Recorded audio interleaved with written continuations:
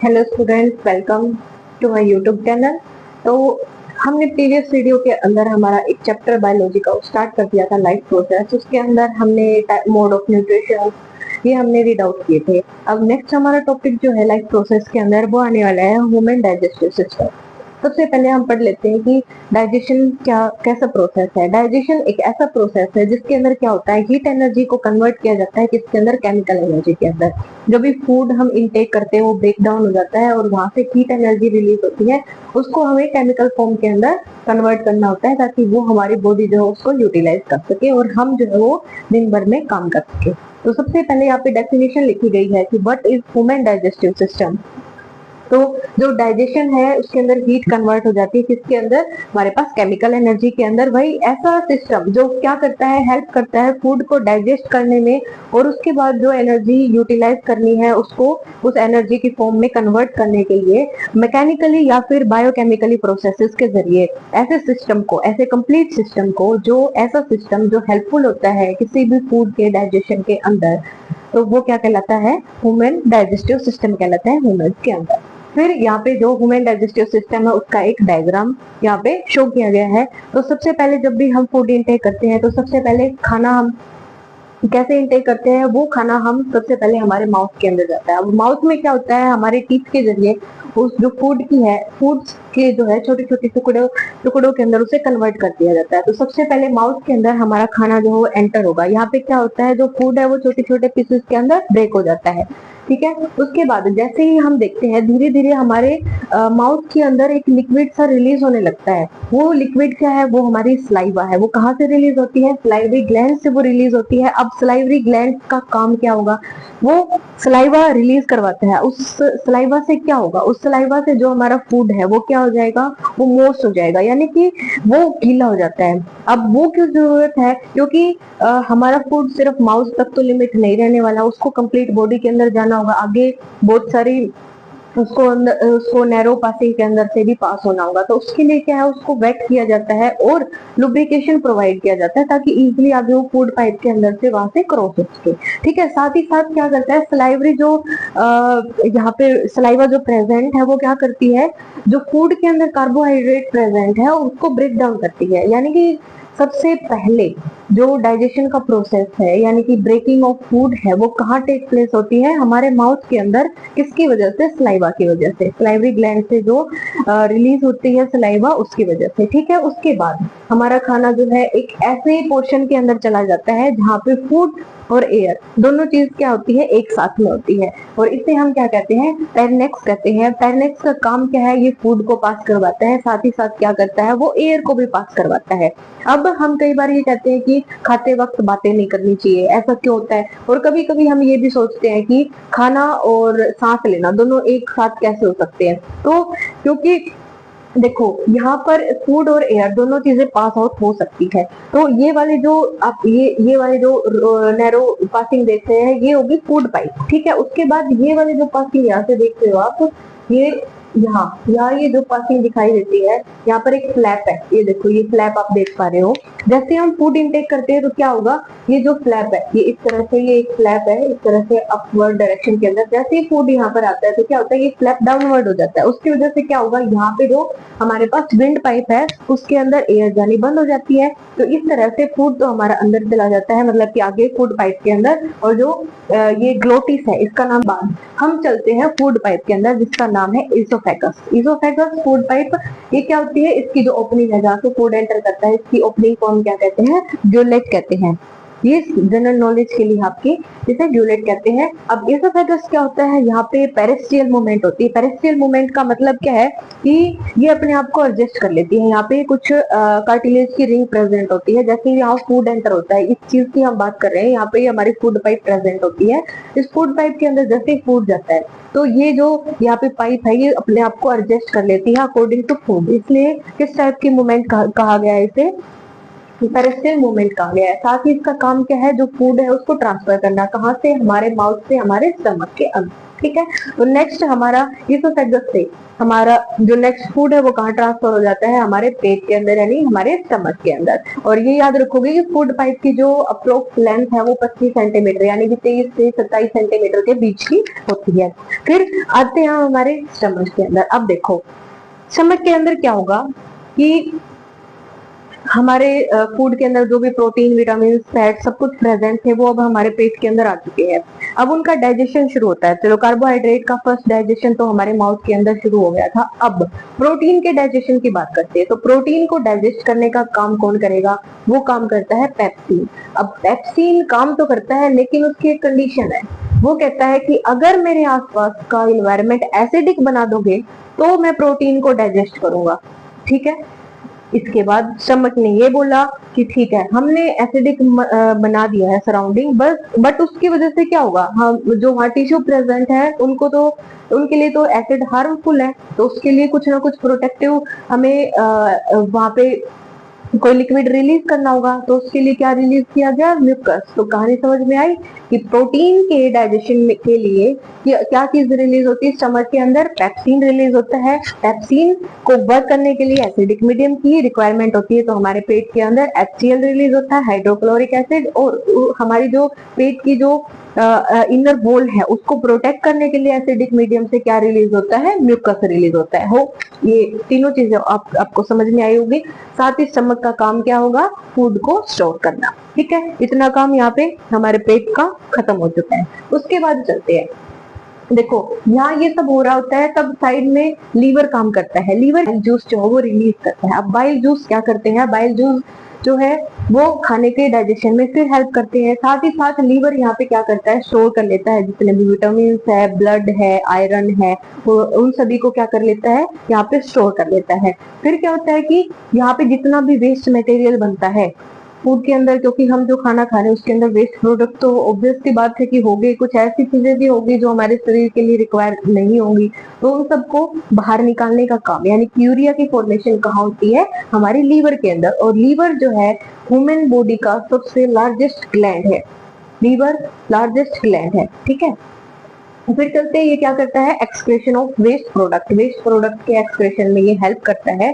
उसके बाद ये क्या करता है, इंसुलिन के साथ मिलकर ग्लाइकोजन को ग्लूकोज में बदलने का काम भी करता है और ग्लूकोज को ग्लाइकोजन में बदलने का काम भी लीवर करता है। ठीक है। अब इसके अंदर जो बाइल जूस रिलीज हो रहे हैं उनको कंसंट्रेटेड करने का काम कौन करता है, वो करता है गैल ब्लैडर। गैल ब्लैडर के अंदर बाइल जूस प्रेजेंट होते हैं, वो उसको स्टोर करके रखते हैं। साथ ही साथ क्या हेल्प करते हैं, लीवर के अंदर बाइल जूस को रिलीज करवा के और उनकी कंसंट्रेशन को इंक्रीज करने का काम भी गैल ब्लैडर करता है। उसके बाद खाना आ जाता है हमारा पेनक्रियाज के अंदर। पेनक्रियाज सेकंड लार्जेस्ट ग्लैंड है, first largest gland liver, second is pancreas. Pancreas एक लीफ जैसी स्ट्रक्चर होगी जो कि स्टमक के बाद हमें दिखाई देगी। अब इसके अंदर क्या होता है, इसे हम ड्यूअल ग्लैंड कहते हैं। ऐसा क्यों, क्योंकि ये ऐसी एक सिंगल ग्लैंड है जिसके अंदर एंडोस्क्रीन और एक्सोस्क्रीन दोनों तरह के फंक्शन यहाँ पे परफॉर्म होते हैं। तो ड्यूअल ग्लैंड इसे कहा गया है। इसके अंदर कौन कौन से एंजाइम रिलीज होंगे, वो होगा ट्रिप्सिन, लिपेज और अलाइनेज। अब देखो क्या क्या काम होगा। जो ट्रिप्सिन है वो क्या करता है, जो प्रोटीन कुछ हद तक जो यहाँ स्टमक के अंदर डाइजेस्ट हो चुकी थी, अब उसको कंप्लीट डाइजेस्ट करवाने के लिए क्या किया जाता है, ट्रिप्सिन रिलीज होता है। तो digestion of protein with the help of trypsin. उसके बाद लिपेज, लिपेज क्या करता है, कन्वर्ट करता है फैट को फैटी एसिड्स के अंदर। अब देखो फैट जो है, फैट के मॉलिक्यूल होते हैं बहुत बड़े बड़े, उन्हें क्या कहा जाता है, फैट ग्लोम्युलर्स बोला जाता है। अब ये जो फैट ग्लोम्युलर्स है, यहाँ मैं बनाती हूँ, ये फैट ग्लोम्युलर्स है। क्या होता है, जैसे कि इनको छोटे छोटे टुकड़ों के अंदर तोड़ दिया जाता है, क्योंकि हम इतने बड़े मॉलिक्यूल्स को क्या है डाइजेस्ट नहीं कर सकते, इसलिए इनको क्या है छोटे छोटे टुकड़ों के अंदर तोड़ना पड़ेगा। तो जैसे ही हम लार्ज ग्लोम्युल्स को, फैट के लार्ज ग्लोम्युलर्स को कन्वर्ट करते हैं छोटे छोटे टुकड़ों के अंदर, तो इसे हम क्या कहते हैं, इमल्सिफिकेशन कहते हैं। तो इमल्सिफिकेशन में हेल्प कौन करता है, हमारा लिपेज। ये क्या करता है कि फैट को कन्वर्ट कर देता है किसके अंदर, फैटी एसिड्स के अंदर, यानी कि एक ऐसे फॉर्म में कन्वर्ट कर देता है जिसे बॉडी इजीली इनटेक कर सके। फिर आता है अमाइलेज। अमाइलेज क्या करता है, जो भी कार्बोहाइड्रेट फूड के अंदर रहती है, यानी कि पॉलीसेकेराइड जितने जो भी कार्बोहाइड्रेट की फॉर्म, उनको डाइजेस्ट करने में हेल्प करता है कौन, अमाइलेज। ठीक है, उसके साथ साथ मान लिया कि हमारे ब्लड के अंदर शुगर लेवल बहुत ज्यादा इंक्रीज हो जाता है, तो उस शुगर लेवल को डिटेक्शन के लिए कि हाई शुगर लेवल हमारे ब्लड के अंदर हो गया है, तो इसके डिटेक्शन कौन करता है, वो भी पेनक्रियास करता है। ठीक है, पेनक्रियास हमें सिग्नल दे देता है कि ब्लड के अंदर शुगर जो है वो ज्यादा हो चुकी है। फिर उसके बाद चलते हैं, कंप्लीट डाइजेशन कहाँ होगा, स्मॉल इंटेस्टाइन के अंदर। इसका नाम स्मॉल इंटेस्टाइन है, लेकिन ये लंबी होती है, अप्रोक्स 7 मीटर लंबी होती है ये। अब इसके अंदर क्या होता है, कंप्लीट डाइजेस्ट हो जाता है, जितने भी कार्बोहाइड्रेट, फैट, प्रोटीन, सब कुछ जितने भी होंगे वो सारे के सारे कहाँ डाइजेस्ट हो जाते हैं, स्मॉल इंटेस्टाइन के अंदर, वो सारे के सारे डाइजेस्ट हो जाते हैं। तो क्वेश्चन अगर आता है कि कंप्लीट डाइजेशन हमारा कहाँ होता है, तो वो है स्मॉल इंटेस्टाइन के अंदर। ठीक है, अब किस तरह से, अब और क्या चीजें हो सकती है स्मॉल इंटेस्टाइन में। अब देखो, खाना पच चुका है, एक ऐसी फॉर्म में आ चुका है कि वो अब हमारे शरीर को ट्रांसफर करने के लिए रेडी हो चुका है। तो स्मॉल इंटेस्टाइन के अंदर क्या होती है, विलाई प्रेजेंट होती है। विलाई, विलाई मतलब देखो, विलाई स्मॉल स्ट्रक्चर्स है। कैसी है, स्मॉल स्ट्रक्चर्स है, फिंगर लाइक स्ट्रक्चर, जैसे हमारी उंगलियां होती है वैसी उभरी हुई स्ट्रक्चर्स जो है वो स्मॉल इंटेस्टाइन में प्रेजेंट होती है। अब उनका काम क्या है, ये विलाई क्या होती है, इस तरह की कुछ स्ट्रक्चर्स होती है, ये देखो इस तरह की स्ट्रक्चर होती है, फिंगर लाइक स्ट्रक्चर। अब ये फिंगर लाइक स्ट्रक्चर जो है, इनका काम क्या होगा, इनका काम होता है जो भी न्यूट्रिएंट्स अब हम ऑब्टेन कर चुके हैं डाइजेशन के बाद, उनको कंप्लीट हमारी बॉडी तक ट्रांसफर करने का काम करता है। इनके ऊपर क्या प्रेजेंट होते हैं, माइक्रोविलाई प्रेजेंट होते हैं, माइक्रोविलाई प्रेजेंट होते हैं। इनके ये वो क्या करते हैं, उनके अंदर छोटी छोटी कैपिलरीज प्रेजेंट होती है। कैपिलरीज क्या होती है, आर्टरी और वेन को मिलाने वाला एक जंक्शन माना जाता है, तो वहां पे न्यूट्रिएंट्स का अब्जॉर्प्शन होगा। अब ये फिंगर लाइक स्ट्रक्चर ऐसे क्यों है, क्योंकि सरफेस एरिया वो इंक्रीज कर देती है किसका, अब्जॉर्प्शन का, ज्यादा से ज्यादा न्यूट्रिएंट्स यहाँ पे अब्जॉर्ब हो पाते हैं इनकी फिंगर लाइक स्ट्रक्चर की वजह से। चलो नेक्स्ट चलते हैं, ये हो गया हमारे पास, यहाँ कंप्लीट डाइजेशन होता है और अब्सॉर्ब कर लेता है न्यूट्रिएंट्स को। उसके बाद कोई भी वेस्ट प्रोडक्ट तो बचा ही होगा, ठीक है, जो यहाँ लीवर से भी आया होगा हमारे पास, यहाँ यूरिया की फॉर्मेशन हुई थी, तो अब उसको हमारे शरीर से बाहर भी निकालना होगा, तो वो कहाँ आ जाता है, हमारे लार्ज इंटेस्टाइन के अंदर। अब लार्ज इंटेस्टाइन हमारा क्या करती है, वाटर को रीअब्सॉर्ब कर लेती है, यानी कि जो भी वेस्ट प्रोडक्ट हम बाहर निकालेंगे उसके अंदर वाटर की अमाउंट नहीं होती है, ठीक है, वो सॉलिड फॉर्म के अंदर आता है हमारे पास, और यहाँ पे रीअब्सॉर्प्शन ऑफ वाटर हो जाता है। साथ ही साथ में क्या होगा, यहाँ पे आयंस भी जो है वो रीअब्सॉर्ब कर लिए जाते हैं, फिर स्टोर कर देता है ये फीसिस को, यानी कि वो जो हमारे पास सॉलिड फॉर्म के अंदर अनवांटेड फूड प्रेजेंट है वो। ठीक है, फिर आता है यहाँ से लार्ज इंटेस्टाइन से खाना कहाँ आता है, रेक्टम के अंदर। रेक्टम क्या करता है, यहाँ पे स्टोर करके रखता है, स्टोर जब तक करता है जब तक कि और कोई यहाँ से प्रेशर क्रिएट नहीं हो जाता है। उसके बाद एनएस के थ्रू जो है वो हमारे शरीर से बाहर निकल जाता है। तो इस तरह से हमारा ह्यूमन डाइजेस्टिव सिस्टम जो है वो कंप्लीट होता है। आप इसका स्क्रीनशॉट ले सकते हैं। तो नेक्स्ट चलते हैं हमारे पास ह्यूमन रेस्पिरेटरी सिस्टम। चलिए नेक्स्ट टॉपिक है ह्यूमन रेस्पिरेटरी सिस्टम। इसकी शुरुआत करने से पहले हम दो टर्म्स के बीच में डिफरेंस देखते हैं। पहला है ब्रीथिंग प्रोसेस, फिर आता है रेस्पिरेशन प्रोसेस। इन दोनों में क्या अंतर है? सुनने में तो ये लगता है कि सिनोनियम से वर्ड है, मतलब एक ही जैसे होगी, सांस लेना और श्वसन क्रिया। बट क्या होता है, ब्रीथिंग एक फिजिकल चेंज है। कैसे कि हम क्या करते हैं, इनहेल करते हैं और एक्सहेल करते हैं। ऑक्सीजन को हम इनटेक करते हैं और कार्बन डाइऑक्साइड को हम बाहर की तरफ एक्सहेल करते हैं। इसके अंदर सिर्फ क्या होता है, ब्रीथिंग प्रोसेस के अंदर सिर्फ एक्सचेंज ऑफ गैसेज होता है बाय सम सिलेक्टिव ऑर्गन, जैसे कि हमारी नोज और चेस्ट। ठीक है, लेकिन यही बात करते हैं अगर रेस्पिरेशन प्रोसेस की, तो ये क्या है, एक टाइप का बायोकेमिकल प्रोसेस है। इसके अंदर क्या होता है कि हमारा जो फूड है उसके अंदर जो ग्लूकोज प्रेजेंट है, अब सिर्फ ग्लूकोज की बात क्यों कर रही हूँ मैं, क्योंकि हमारी बॉडी फूड के अंदर जितने भी न्यूट्रिएंट्स प्रेजेंट है, उसकी जितने भी कार्बोहाइड्रेट्स की फॉर्म है, उसमें से सिर्फ ग्लूकोज को ही डाइजेस्ट कर पाती है। सोचो अगर हम सेलुलोज को अगर डाइजेस्ट कर रहे होते तो क्या होता, हमारे पशुओं के चारे के साथ साथ हमारा चारा भी आ रहा होता, हम आज घास फूस खा रहे होते। तो हमारी बॉडी जो है वो ग्लूकोज को डाइजेस्ट कर पाती है, इसलिए हर फूड को किसमें ब्रेक डाउन किया जाता है, ग्लूकोज के अंदर। ठीक है, ग्लूकोज डाइजेस्ट हो जाता है। अब बात करते हैं रेस्पिरेशन। रेस्पिरेशन में क्या होगा, अब जो ग्लूकोज हमने फूड से ऑब्टेन किया है वो क्या करता है, ऑक्सीजन के साथ रिएक्ट करता है, कार्बन डाइऑक्साइड की फॉर्मेशन करता है, कुछ वाटर की फॉर्मेशन करता है, और क्या होता है, एनर्जी वहां से रिलीज होती है। और आप देखोगे कि कंप्लीट बॉडी में हमारे जहाँ कहीं भी सेल प्रेजेंट है, हर जगह पे प्रेजेंट है, तो ये सेल में होता है ये प्रोसेस। तो ये एक टाइप का केमिकल चेंज है जो कंप्लीट बॉडी के अंदर होता है, हर एक सेल के अंदर परफॉर्म किया जाता है। उसके बाद इन दोनों के अंदर तो डिफरेंस आपको समझ में आ गया होगा। उसके बाद जो रेस्पिरेशन है वो दो तरह का होगा, एक होता है एरोबिक रेस्पिरेशन और एक होता है अनएरोबिक रेस्पिरेशन।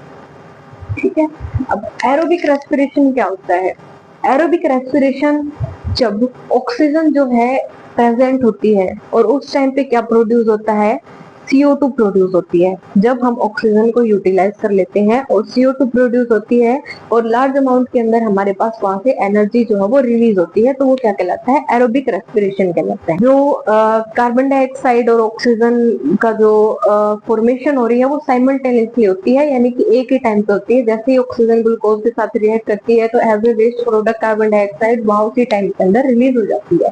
ठीक है, तो O2 एंड CO2 जो है वो क्या होती है, साइमल्टेनियसली वहां पे रिलीज होती है और लार्ज अमाउंट के अंदर यहाँ पे एनर्जी फॉर्म होती है, यानी कि ATP की फॉर्म के अंदर लार्ज अमाउंट में एनर्जी यहाँ पे रिलीज होती है।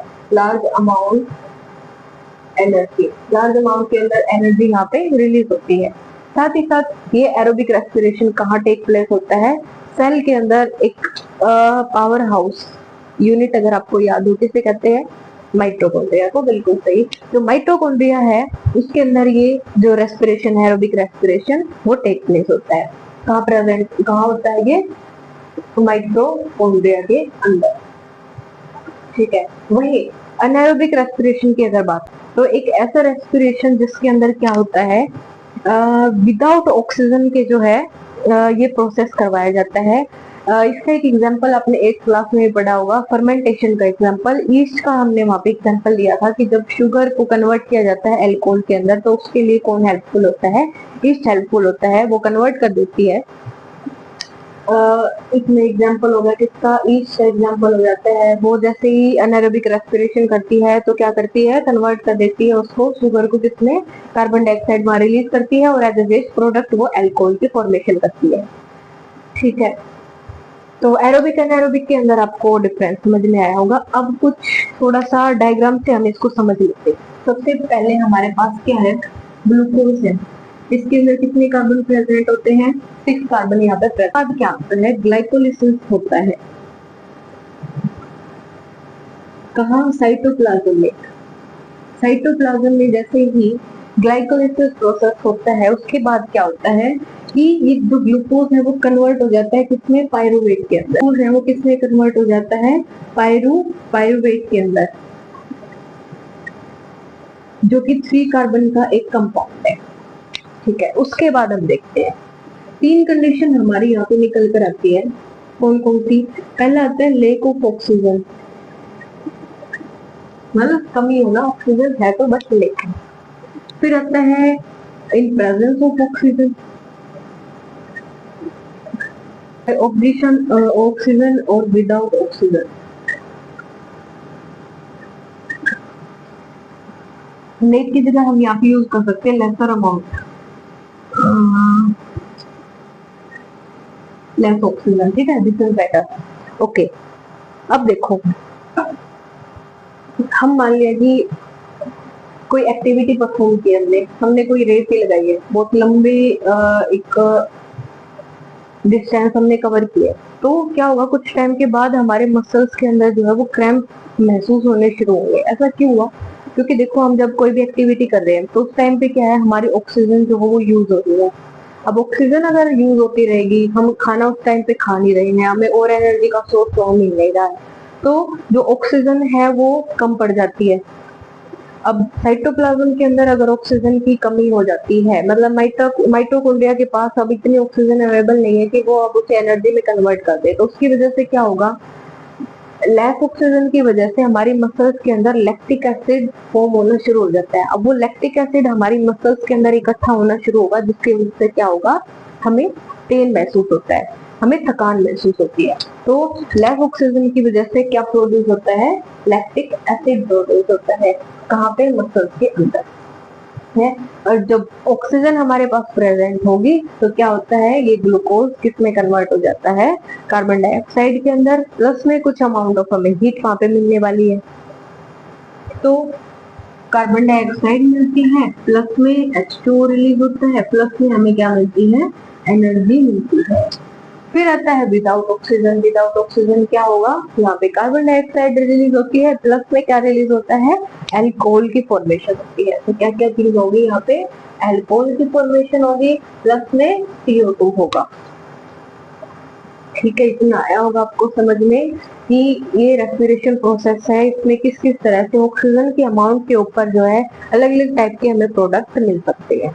विदाउट ऑक्सीजन रेस्पिरेशन कहाँ होता है, इन ईस्ट, जो हमारे पास ईस्ट है उसके अंदर ये होता है। फर्मेंटेशन प्रोसेस के अंदर ये कैरी आउट किया जाता है। इडली को या फिर ब्रेड्स वगैरह को अगर हमें फुलाना है तो उनको प्रिपेयर करने में कौन हेल्प करता है, हमारे ईस्ट हेल्प करता है, या अल्कोहल की प्रिपरेशन के अंदर भी, यानी कि इसकी एप्लीकेशन भी आप यहाँ से लर्न कर सकते हो।